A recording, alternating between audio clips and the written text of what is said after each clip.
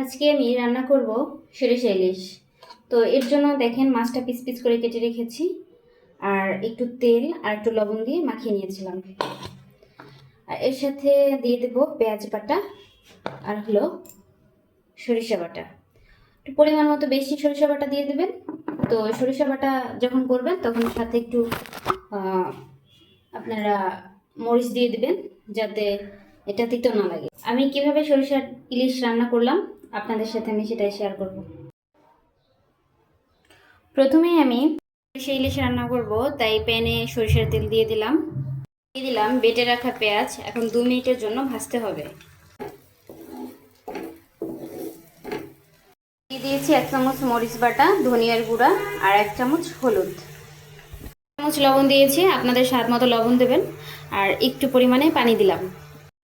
এখন আমি বেটে রাখা সরিষাটা দিয়ে দেব। এটা দিয়ে দেওয়ার পর আমি ইলিশ মাছগুলো দিয়ে দিয়েছি। সবগুলো মাছে আমি উল্টিয়ে দিয়েছি। এখন একটু কাঁচামরিচ দিতেছি। এখন একটু ঢেকে দেব। হয়ে গেল আমার সরিষা ইলিশ রান্না করা। আপনারা চাইলে একটু কম পরিমাণে সরিষা দিতে পারেন, আমি একটু বেশি পরিমাণে দিয়ে দিয়েছি, কারণ আমাদের আবার এটা ভালো লাগে।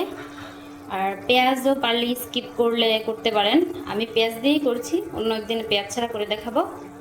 হয়ে গেল আমার সরিষা ইলিশ রান্না করা। ফেললাম সরিষা ইলিশ, কেমন হয়েছে জানাবেন অবশ্যই। সবাই ভালো থাকবেন, ধন্যবাদ সবাইকে।